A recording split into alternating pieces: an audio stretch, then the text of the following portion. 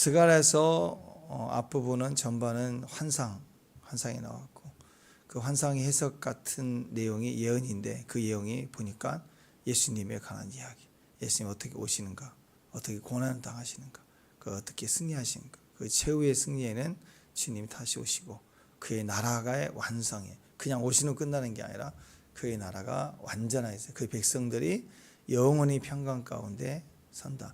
요한계시록까지 다 나왔죠. 복음서에서 예수님 순환, 고난, 그리고 요한계시록까지 이게 복음이라는 겁니다. 특히 이제 마지막 때 어떤 일이 일어나는가, 요한계시를 축소해서 다시 얘기해 주는 거예요.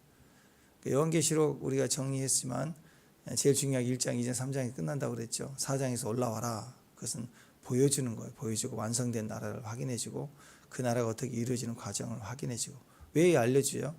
설명서 같은 거죠. 우리 이렇게 지도 같은 거. 우리에게 그대로 되는 거. 그러니까 1장, 2장, 3장이 제일 중요했습니다. 아시아 7교회 1장은 예수님 그리스도의 나타나심, 그분의 모습을 우리에게 보여주셨고 2장, 3장은 교회들에게 편지하라. 그래서 7교회의 모습으로 이 시대의 교회들, 시대적 교회의 특징을 얘기했고 특별히 또 동시적으로 십자가가 좌우상하잖아요. 그러니까 시대적 교회의 변천사들을 7개의 모습으로 그대로 예언적으로 계시해 주신 것도 맞고 또 동시에 한 시대의 교회에도 7교회가 있었거든요. 마지막 때 우리 교회, 이 세상의 교회의 7가지 모습을 보여주기도 하고 그게 결국 뭐예요? 신부단장 하라 이거죠. 칭찬을 하고 책망하는 이유는 신부단장에서 그 날에 오기 합당한 자로 신부단장 하라 그 얘기입니다. 이거 똑같아요. 스가랴서 마지막 장이 14장이 종말론과 같습니다. 동일하게 예언이 이루어집니다. 예수님의 그 성경의 이스라엘의 절기는 하나님이 지정해 주셨어요. 일반 우리 절기와 달리 민족의 나라의 중요한 일이 있을 때 국경일을 정해서 절기를 지내는데 이스라엘의 절기는 하나님이 정해주고 그들이 지켰어요. 물론 그 나름대로 의미를 인간적으로 표현을 합니다. 그러나 예언적 의미가 있습니다. 절기를 주님의 관점에서 보면 절기는 성취예요. 약속과 성취인데 다 성취됐지만 하나가 성취 안 했어요. 장막절입니다. 초막절, 그건 주님의 재림의 상징이에요. 유월절, 어린 양의 예수의 피 순환, 예수님의 죽음을 상징하고 오순절, 성령 강림, 그리고 다 나머지 절기들이 그런 의미들이 있는데 다 성취가 됐어요. 딱 하나 안 됐습니다. 예수님의 재림. 그러다 보니까 예언의 모든 예언은 뭐 하늘이 퍼렇다, 눈을 떴더니 막 번쩍번쩍거린다, 무지개다, 막 이게 예언이 환상이 아니라 궁극적인 것은 메시지인데 메시지 핵심은 너 내일은 길할 것이다. 5월달에는 내년 5월에는 뭐 동방의 귀인이 온다. 막 이런 게 예언이 아니라 궁극적인 메시아의 오심이에요. 이 예언적 확신이 성경의 약속에 내가 100% 내가 들어와야 돼. 그래야 내 삶에 이 모든 것도 더하리라. 이 나머지의 계시들이 있다고. 근데 주님의 계시가 열리면 열릴수록 열렸다는 건 하늘이 열리고 주님이 들어왔다는 건데 주님을 더 만날수록 그날의 오음이 더 그리워져야 되고 더 확신을 가져야 되는데 어떻게 주님의 오심에 대한 관심이 없고 그리고 오늘 계속 여기 나오지만 마지막 때에 대한 것이 비즈니스가 되게 하는, 그건 정말 이상한 거죠. 이상한 짐승이 표를 받게 해서 돈 벌는 사업으로 간다.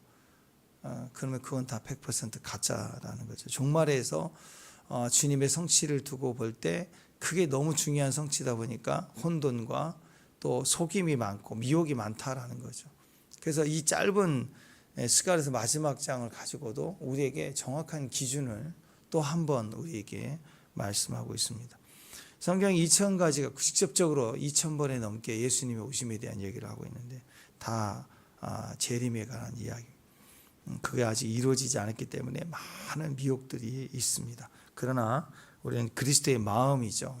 재림 뭐예요? 준비하라는 거죠. 어린 양 혼인 잔치니까 두렵고 떨리고 막 심판받고 그건 우리가 당해야 될 길이 아니라고. 멸망받을 자의 모습은 우리의 모습이 아니라고. 두려워하지 마세요. 긴장해야 돼요. 그리고 두렵고 떨림으로 그것을 이루려고 우리 안에 뜀이 설렘이 있어야 된다. 준비됨이 있어야 된다. 그게 우리의 모습이다라는 것입니다.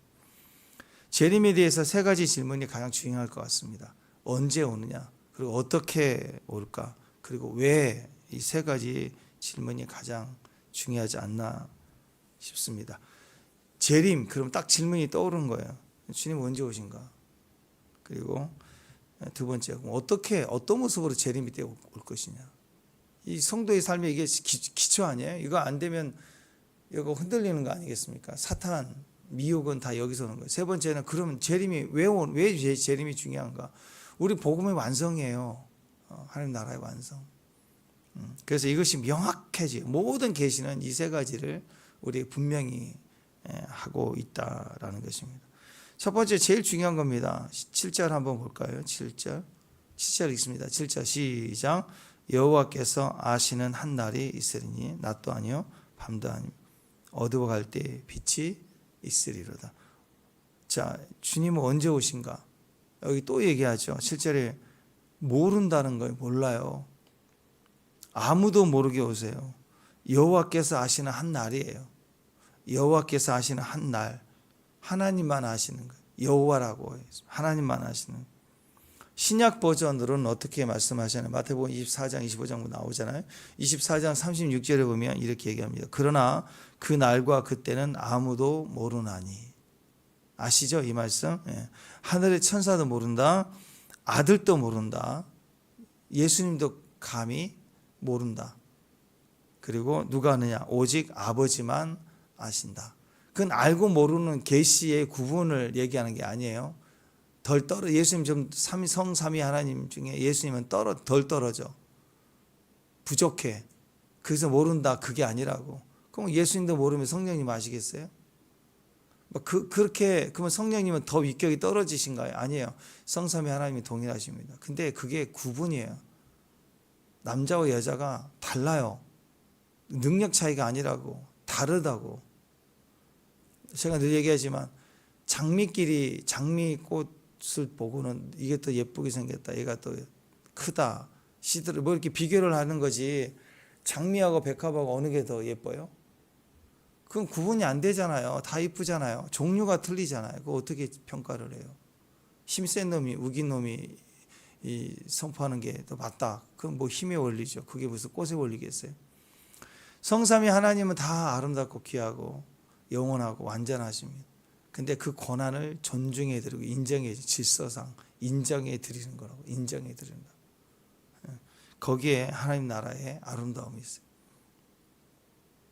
그래서 여호와께서 아시는 한 날, 그 날과 그때는 아무도 모른다. 이렇게 정확하게 신구약에 또 여러 번에 걸쳐서 얘기를 하잖아요. 근데 우리가 알아야 되면 왜 알려주지 않을까? 결론은 딱 그거예요. 왜 알려주지 않으셨을까? 우리에게 유익이 되니까. 반대로 왜 알려주면 어떤 일이 벌어져요? 그 날과 시를 정확하게 못 박아놓으면 어떤 일이 벌어져요? 우리는 더 미혹을 받아요. 우리는 더 망가지게 돼 있어요. 우리는 절대로 유익이 되지 않습니다. 인간은요, 어떤 중요한 소식 하나 오면은 비즈니스가 시작이 돼요. 이익을 따라가거든요. 그걸 이익을 기회로 삼아요. 이게 죽고 사는 문제잖아요. 재림, 죽고 사는 문제잖아요. 그러면 성도들은 복음을 증거하려 그때에 맞춰 산 영혼이라도 구원을 받기 위해서 이렇게 전하는데 그들은 그때가 정해지면 그때를 믿어서 반응하지 않고 그때를 가지고 이익을 보려고 해요. 장사하려고 한다. 권력자는 자기 힘을 발휘하려고 해요. 예수님이 이 땅에 오셨는데 아무도 인정하지 않아. 누구도 기다리지 않았어요. 말 구유에 얹을 만큼 초라하게 오셨다. 그리고 나서 한 2년 가까이 지나는 어느 때 그 빛을 보고 따라온 동방에 새 박사가 있었습니다.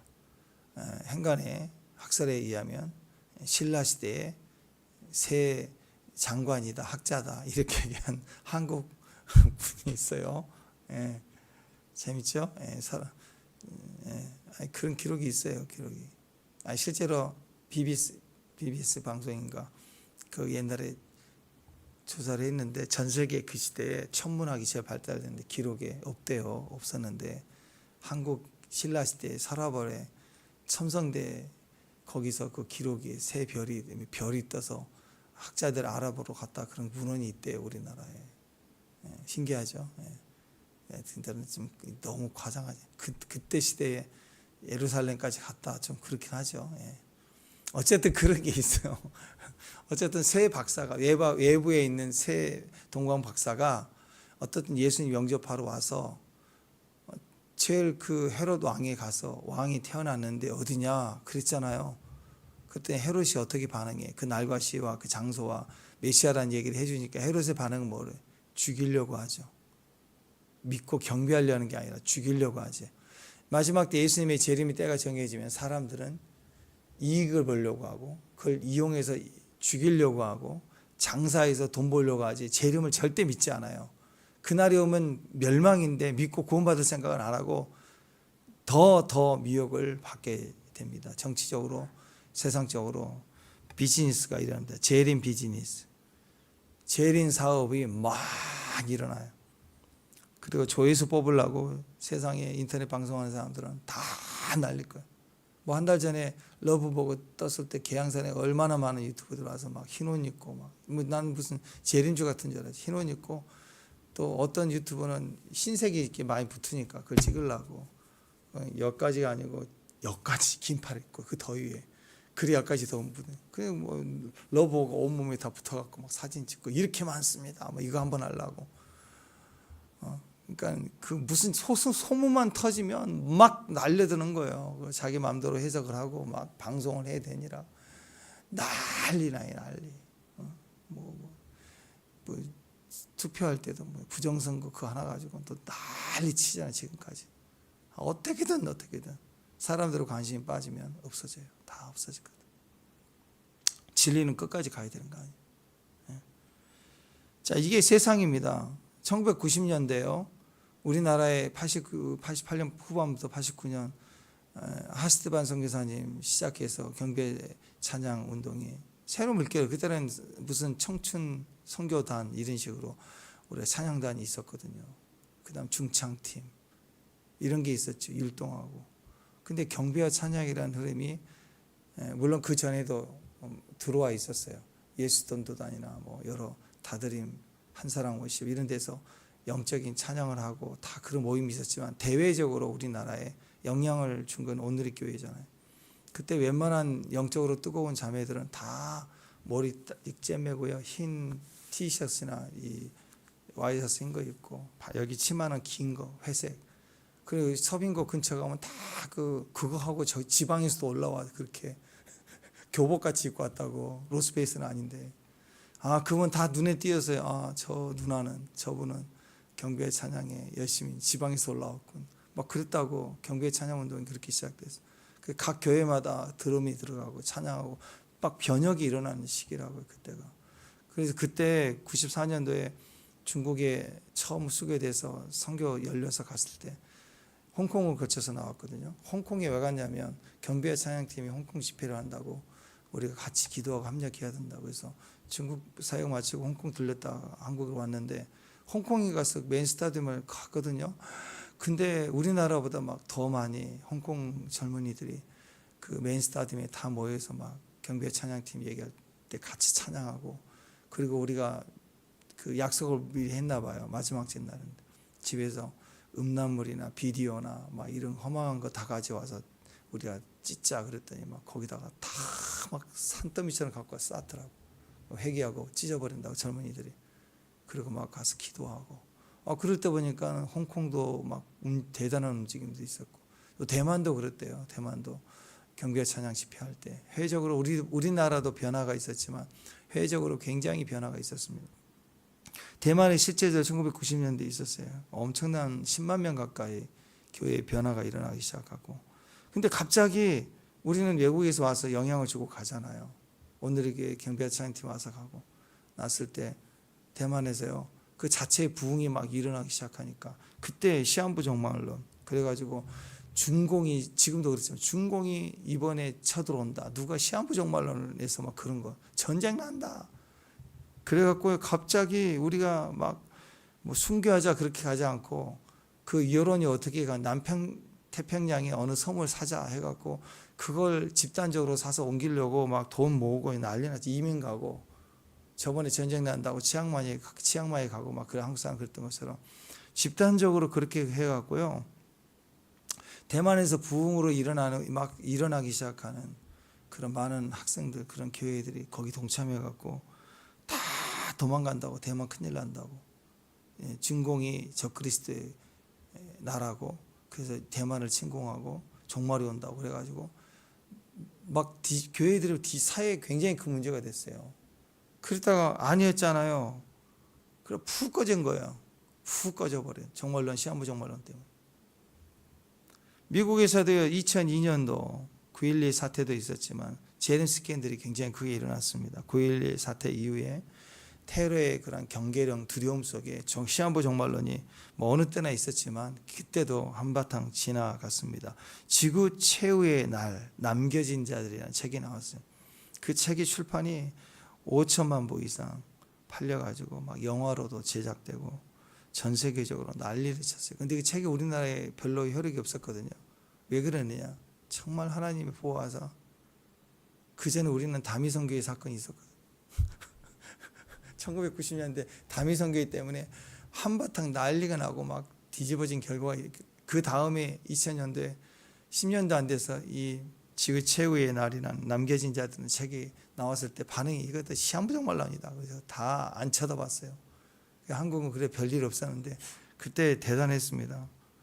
그때 한결같이 보면 그래요. 어느 시대나 우리도 그런 재림 스케일들이 있을 때 보면 항상 재림 비즈니스가 일어나요. 출판, 영화, 모임, 집단, 운동, 헌금 하면서 그 중요한 게 재림인데 이상하게 막 사람들의 모임이 굉장히 활성화되기 시작하고 돈이 모이고 사업을 해요. 사업을.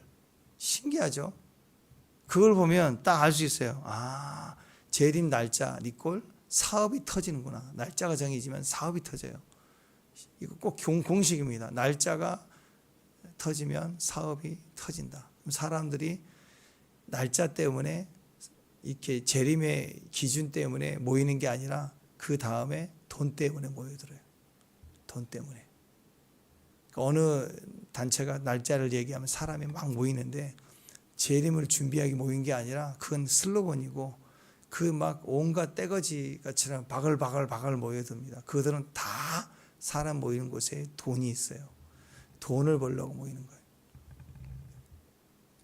그래서 한마디로 요약하면 날짜가 정해지면 언제 온다라고 하는 것이 뭐 전쟁이든 뭐든 날짜가 정해지면 다 사기다.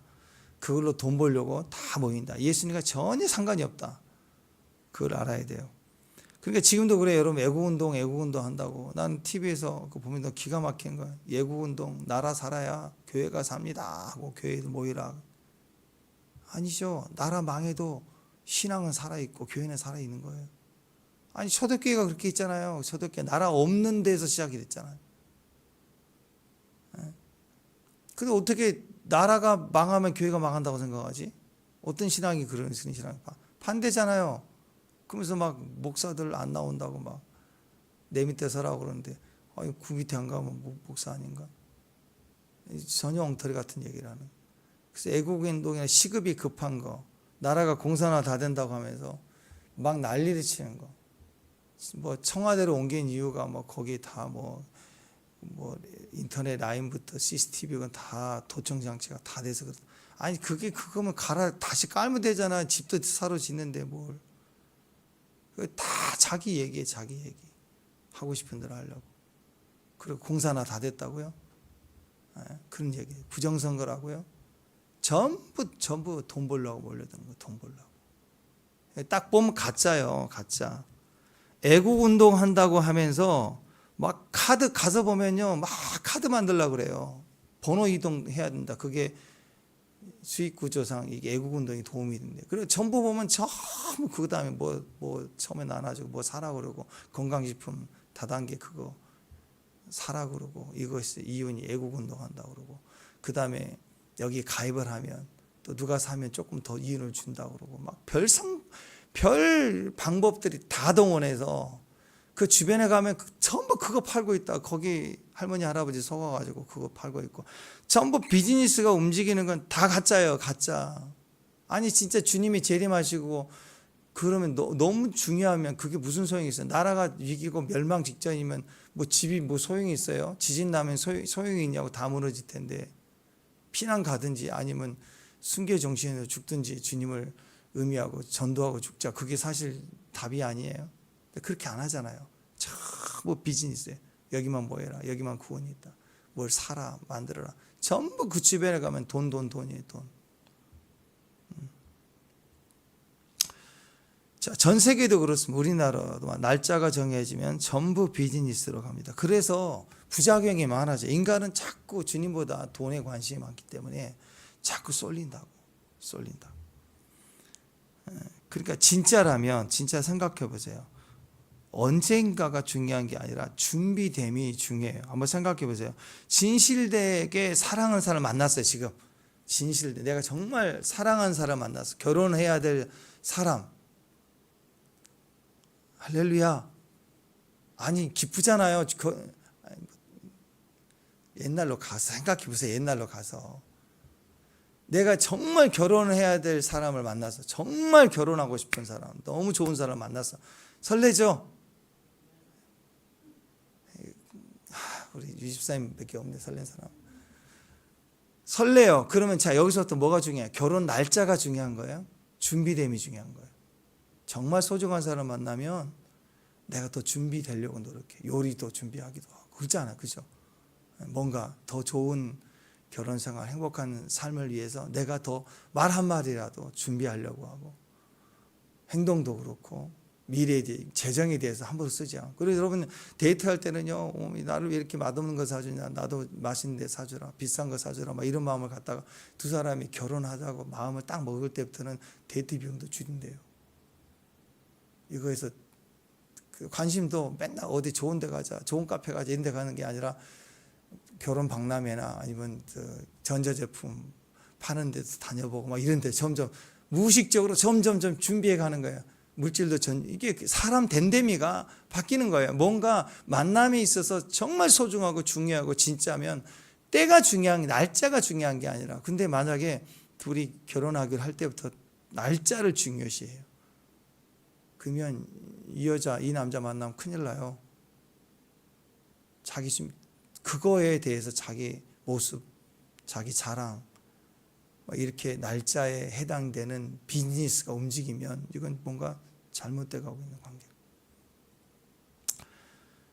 내가 하나님 앞에 좋은 청지기예요. 진짜 좋은 청지기예요. 그러면 주인이 좋은 청지기는 주인이 어느 때 오나 어느 저녁에 오나 그 때가 중요한 게 아니에요. 좋은 청지기는 주인이 오든 안 오든 늦게 오든 더디 오든 빨리 오든 상관없이 자기가 해야 될 일에 최선을 다해서 맡겨진 일을 해가는 게 좋은 청지기라고.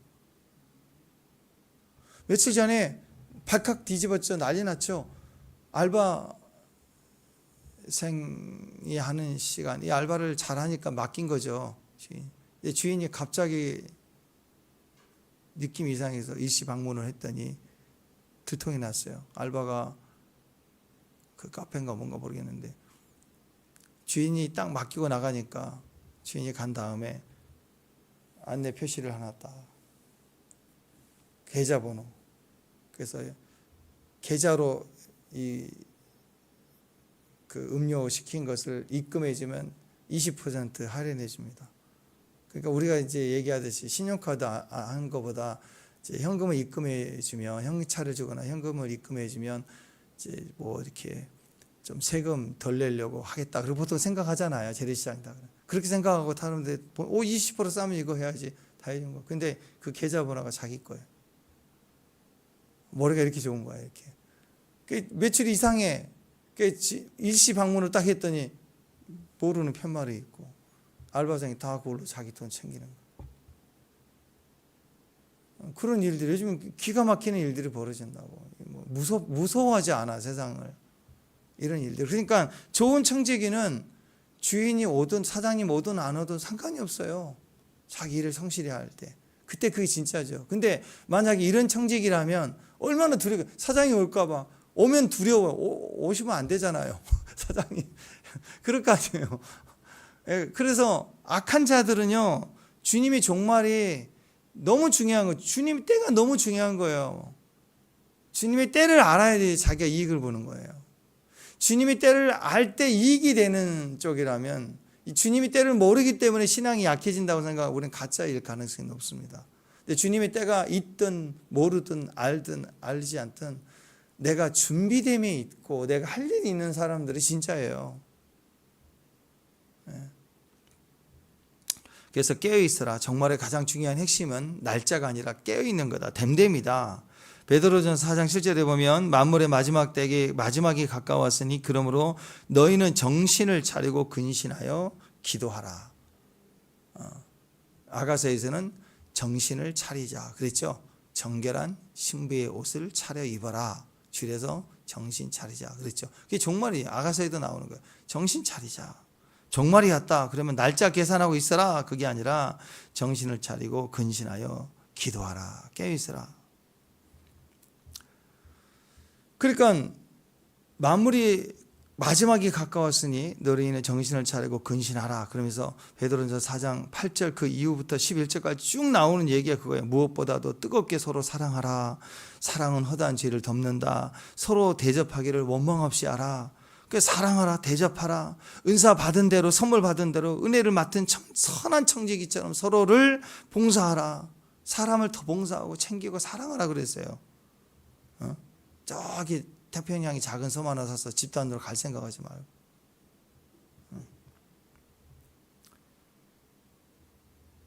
그게 정말의 우리 신앙의 모습입니다. 요한 1서 3장 3절에도 주를 향하여 이 소망을 가진 자마다, 이 종말의 소망을 가진 자, 두려움이 아닙니다. 소망을 가진 자들은 그의 깨끗하심과 같이, 예수님의 거룩하심과 같이 우리도 우리 자신을 깨끗하게 하자. 우리도 우리 자신을 그날이 가까울수록 정결하고 거룩하고 됨됨이가 되는 거. 그러니까 정결하게 준비하고 있는 것이지 때 맞추는 게 아니라고. 내가 맞췄다, 내가 봤다, 그걸 얘기하는 게 절대 아니라고. 그러니까 정말 여러분 오늘 말씀 묵상하면서 기억하십시오. 정말 내 생각에 그래도 목사님 정말 종말 같은데요. 이번에 진짜 9월 달에 종말 같은데요. 혹시 그런다고 합시다. 제가 양보할게요. 혹시 때와 시가 혹시 믿어진다고 합시다. 우리가 지금 미혹이 돼서 믿어지는 데까지 왔어요. 옆에서 목사님 얘기해도 안 듣고 이제 안 들리고 막 그럴 때가 왔다고 합시다. 정말 이 나라가 어떻게 될 것 같아요? 그때 아무리 속아서 내 생각으로는 지금 종말일 것 같은 거예요. 이 9월 달이. 그래서 어디 가가지고 맨날 언제니? 이런 소리 할 때마다 언제니? 언제다? 그러면 그거 하나만 기억하세요. 아니구나. 날짜가 딱 정해지면 아니다 하고 돌아오시면 돼요. 날짜 얘기하면 일단 아니다. 제 얘기가 아니잖아요. 신약에도 구약에 나왔잖아요. 그 날 가시는 아버지 고난 예수님 다 말씀해 주지 않았다고. 그러니까 아무리 내 뜻에는 정말 종말일 것 같다라는 느낌이 와도 날짜 얘기하면 일단 아니구나 하고 일단 돌아서라고요. 제발. 그리고 집에 돌아와서 조용히 큰 종말에도 외치다가 교회 막 오기는 미안하잖아요. 그렇지? 제일 지혜로운 것은 지혜로운 자는 새벽부터 나오시고 또 죄송하다고 하고 다시 신앙생활 하면 돼요. 근데 혹시 창피해서 교회를 못 나왔다. 그럼 집에서라도 정말 준비하고 계시라고. 날짜 얘기는 그만하고. 그러니까 날짜 얘기하면 일단 아니다. 날짜 얘기한 대로 갔는데 막 돈벌이 하는 게 눈에 보인다. 그러면 전부 가짜다. 딱 보면 돼요. 어떤 것이든 돈벌이 하는 것. 비즈니스, 그 슬로건은 좋죠. 이걸 해서 더 선교해야 되고 알려야 된다고 난리 치는데 아이고 뭐 좋아요. 제가 양보할게요. 이런 경우는 있다고 생각합시다. 선교를 하는데 어떤 상황에 주님의 일을 하기 위해서 일시적으로 바자회 같은 거 할 수 있다고 봐요. 바자회 해보자 해서 막 모아서 막 후원도 받고 해서 물건도 팔고 해서 선교 기금도 만들어. 근데 그게 매번 교회 앞에 맨날 일주일 내내 바자회 하고 막 계속 한다. 그럼 돈벌이라고. 예전에 우리 교회 어떤 집사님이 그 옷가게를 하셨는데 그분이 교회 관련된 그 바자회 있을 때마다 연락을 받아서 가서 그걸 팔아요. 동참하기 위해서. 근데 가서 보니까 원론은 그래요. 거기 자기 그 물건을 외부에서 팔기 위해서 오는 그 자릿세가 내야 되고요. 전체 수입에 얼마를 내야 되는 약조를 하고 그렇게 파는 거예요. 다 사업에 사업. 그게 어쩔 수 없어요. 도움을 받을 수 있죠. 한 번, 두 번. 근데 어떤 행사나 특별한 상황이 아니라 지속적으로 그걸 카드 만들어라, 뭐 하라, 막 그렇게 많이 만들어서 계속 반복하고 있다면 그건 사업입니다. 종말을 앞둔 사업. 그러니까 우리가 그걸 두 가지 딱 보면 날짜, 시간, 그다음 돈벌이, 그런 거. 그다음에 뭐 종말을 알리는 책자 막 써갖고 책이 출판해봐야 10,000원인데 요즘 출판 올랐다 그래서 10,000원인데 막 30,000원씩 책을 팔고 그 선교라고 막 하고 있고 그게 그렇게 가면 다 그게 돈벌이구나 그렇게 생각하면 돼. 빨리 정신을 차리면 된다. 집에 가서 날짜 얘기하지 말고 그냥 엎드려 회개하는 마음으로 마음을 정결하게 깨끗하게 하면 되잖아요. 두 번째는 어떻게 오냐, 어떻게 오시냐, 어떤 모습으로 오느냐. 전쟁과 함께 온대 마지막 때 또 천재지변과 함께 온대요. 이런 모습들을 쭉 얘기하고 있습니다. 1절, 2절, 3절 한번 보세요. 전쟁이 난다고 합니다.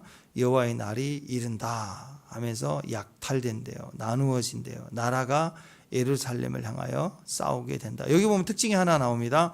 여기 전쟁은 나라와 나라가 막 전쟁하는 그런 게 아니고요. 한 나라, 예루살렘이라는 한 나라를 두고 주변에 많은 나라들이 공격하는 모습으로 나와요. 이방 나라들이 어떤 한 나라를 친대요. 그래서 그런 조짐이 와서 그런지 최근에 전쟁을 보니까 진짜 그러네. 이번에 인도하고 파키스탄하고 팍 미사일 쏘겠는데 이건 한 나라와 한 나라가 딱 부딪혔잖아요. 이런 개념이 아니라 최근에는 이런 비슷한 조짐들이 일어났어요. 어떤 한 나라를 두고 막 주변이 이스라엘을 두고 중동 여러 나라들과의 전쟁이 시작이 됐습니다. 한 나라인 줄 알았더니 줄기가 다 붙어 있어서 이스라엘은 준비됐던 대로 쳐나가기 시작해서 막 앞에도 치고 뒤도 치고 막 멀리도 치고 가만히 보니까는 중국까지 연결되어 있고 러시아까지 연결된 뿌리들이 크더라 이거예요. 이런 일들이 조금씩 벌어지면서 보면 이게 이럴 수도 있겠구나. 온 나라, 온 이방들과 전쟁이 한 나라. 한 나라의 궁극적인 의미는 바로 하나님입니다. 하나님의 나라를 온 세상 나라가 다 공격한다. 물어뜯는다. 그런 전쟁이에요. 그러나 그때는 그 한 나라가 메시아죠. 하나님이에요. 예루살렘이에요. 하나님이 약속의 백성이에요. 그럼 온전히 그 주변의 나라들이 박살내는다. 어제도 나왔죠. 무거운 큰 돌. 그 돌을 못 이겨요. 박살을 부딪히는 자마다 산산이 깨지는 거예요. 그래서 하나님의 백성, 하나님 나라는 전쟁의 대상이에요. 공격의 대상이에요. 그러나 하나님이 우리를 위하시면 누가 우리를 대적하리요? 반드시 이긴다. 그 얘기입니다. 그러니까 여러분 주변이 어떤 사람이 나를 미워하고 싫어하는 정도가 아니라 집단으로 나를 공격한다고. 괜찮아요. 그럼 여러분 돌이면 돼요. 돌. 무거운 돌이에요. 거기에 다 반석입니다. 깨지게 되었다. 이런 얘기입니다. 마지막 때 예루살렘과 전 세계가 싸운다. 뭐 어떤 모습으로 올지 몰라요. 근데 최근에 그런 조짐들처럼 비슷하게 올 수도 있습니다. 어떤 한 세력이 있는데 그 세력을 향해서 다른 세력이 다 연합해서 온대. 이스라엘 역사에도 보면은 이스라엘 한 나라를 위해서 주변에 세 나라가 연합해서 공격 올 때 큰 대승리가 일어났죠. 특히 여호사밧 왕 때 세 나라가 전쟁을 할 때 어떻게 했어요? 하나님의 전략은 어떻게 했어요? 찬양을 하는 거예요. 전쟁 앞에서 예배하고 찬양하라. 그랬을 때 복병을 두고 치고 자기들끼리 치고받고 다 죽잖아요. 그러니까 우리가 이 마지막 때 나를 향하여 세상이 대적해 올 때 우리가 할 일은 뭐예요? 피켓 들고 정치하고 그게 아니라 뭐 해야 돼요? 찬양하고 기도하고 예배하는 거라고. 그게 진짜예요. 실제 한번 여러분 전쟁 난다 해봅시다. 전쟁은 피나가면 살아요? 요즘 미사일 쏘면 북경까지 가는 시대인데 차 몰고 뭐 명절 때 나가려고 하면 여기 앞에 홈플러스 앞에서부터 차가 콱 막힌데 피난을 어떻게 가요? 못 가죠. 진짜 종말이다. 정말 죽을 것 같다. 그러면 생사를 주님께 맡기고 감사하고 회개하고 주변 사람에게 고맙다고 하고 다 준비를 해야 될 거 아니에요. 마음의 준비를. 천국 갈 준비. 그게 진짜지. 막 은행에 가서 돈을 현찰을 찾고 그 무슨 의미가 있어요? 그거. 그래서 마지막 때를 보면 마지막 전쟁이다. 요한계시록에는 이 모습을 아마겟돈 전쟁이다 얘기를 합니다. 그래서 아마겟돈이라는 곳으로 모인다. 모아서 전쟁의 시작이 일어난다. 이런 얘기를 하지만 사실 우리는 주님께 속한 전쟁입니다. 하나님이 우리를 위해서 싸우시는 거예요. 그러니까 그 날이 볼수록 우리는 1260일 동안 예언한 자들의 예언을 하고 말씀을 묵상하고 정결하게 신부 옷을 입고 그런 모습을 서는 게 성도의 모습이다라는 거예요. 전쟁이 동반이 된다. 또 천재지변 이야기가 나오죠. 기상이변이 있대요. 6절 7절 보니까 천재지변이에요. 그날에는 빛이 없는다. 광명한 자들이 떠날 것이다. 여호와께서 아시는 한 날이 있다. 밤도 낮도 아니고 어두워져 갈 때 빛이 있어요. 여호와만 빛이다.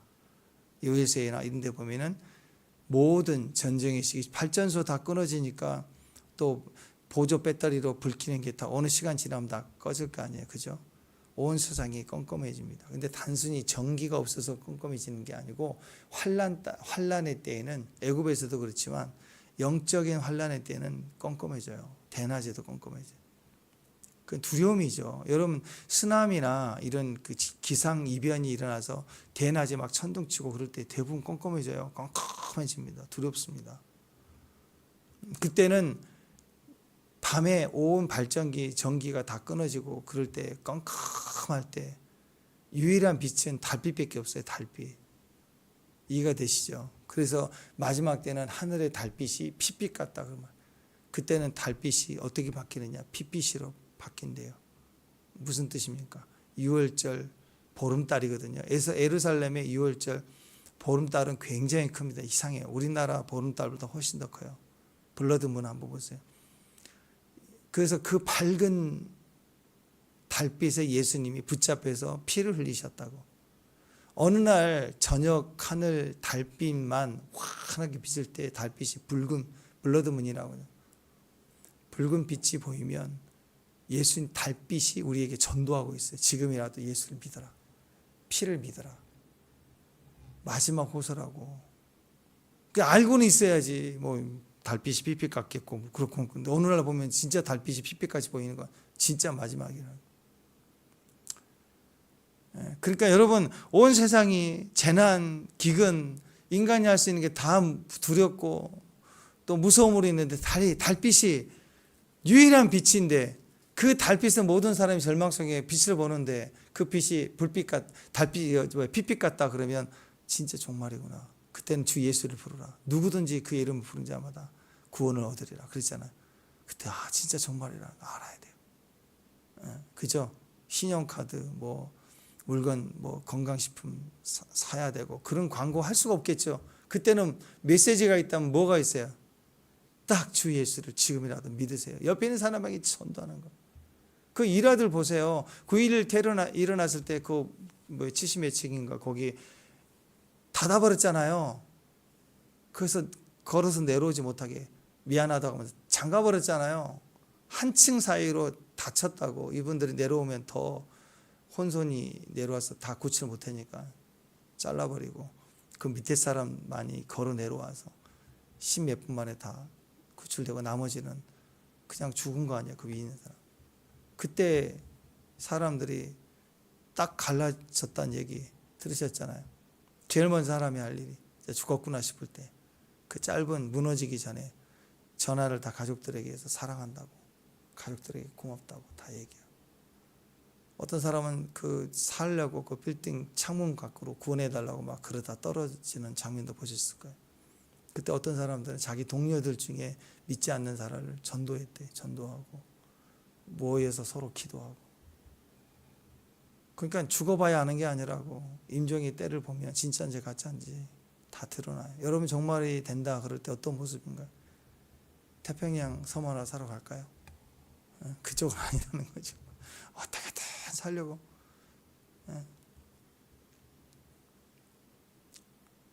여러분 마지막 때 이런 천재지변이 일어나고 이건 내가 감당이 돼 피해서 될 일이 아닌 상황이 올 때 뭐가 제일 후회가 될까요? 그렇죠. 사랑하는 사람들에게 더 사랑한다고 말해주지 못했던 거부터 시작해서 용서하지 못했던 거 내가 주님 앞에 더 헌신하지 못했던 것, 그런 것들이 더 중요한 가치가 아닌가요? 댐댐이 지금 우리가 할 일이 있다면 그거 아니에요? 그분들에게 시간을 연장해 줘서 한 달이라는 시간을 더 줬다고 뭐 할까요? 더 뜨겁게 사랑하는 종말의 모습입니다. 베드로전서 4장 7절, 8절, 9절, 10절, 11절 이따 읽어보시기 바랍니다. 무엇보다도 뜨겁게 서로 사랑할지니 사랑은 허다한 죄를 덮는다. 서로 대접하기를 원망 없이 하라. 받은 은사대로 하나님의 여러 은사를 맡은 천한 청지기같이 봉사하라. 사람에 대해서, 하나님에 대해서 누가 무슨 말 하려고 하면 하나님 말씀하는 것 같이 하라. 봉사하려면 하나님이 공급하시는 힘으로 하는 것 같이 하라. 기름 부음 받고 하라는 거예요. 예수 그리스도로 말미암아 하나님이 영광을 받으시게 하려 함이라. 그렇죠? 그래서 여러분, 종말의 때 이런 상황 속에 우리에게는 확실한 표적이 있습니다. 하나님 임재예요. 복음에 생명이 있다며요. 말씀에 하나님 임재가 있다며요. 말씀 법계 위에 임재가 있었잖아요. 만남이 있었잖아요. 우리가 진지하라면 하나님 임재에 관심을 가지세요. 하나님 임재를 느끼셔야 돼요. 하나님 임재를 사모해야 돼요. 그리고 하나님이 공급한 힘을 가지고 하라 이제 어노인팅이에요. 기름 부음이 있어요. 자기에게 받은 선물이 있어야 돼요. 그걸 위해서 기도해 종말을 준비하는 거예요. 성령에 의해서만 가능한. 우리가 하나님 임재를 느끼고 알아야 돼요. 또 기름 부음을 알아야 돼요. 그리고 기름 부음의 사람, 나와 너가 우리가 모이는 그곳에 영광이 드러나는 일, 그게 종말을 준비하는 신부의 모습입니다. 그러니까 여러분, 절대적으로 성령의 시대에 성령의 사람이 돼야 돼요. 지금 임재를 모르면 안 돼요. 내 기름 부음을 알아야 내 부르심이 있다고. 그 부르심대로 가는 거예요. 오늘 성령의 임재, 기름 부음, 영광이 속한 믿음의 정도를 되시기를, 이것에 더 많은 소망을 가지는 저와 여러분 되시기를 주님의 이름으로 축원합니다. 기도하겠습니다. 세상의 전쟁, 재난, 천재지변, 어려운 상황, 날짜, 시간, 세상의 소문과 소문의 영향력이 클지라도 하나님 임재를 바라고 십자가로 모여서 용서하고 사랑하고 그리고 임재를 느끼고 우리 안에 생명이 말하는 그 기름 부음 안에 들어가고 그리고 그 섬기는 일을 통해서 영광할 수 있는 예배자들, 기도자들, 선교사들 될 수 있도록 주께서 함께해 주옵소서.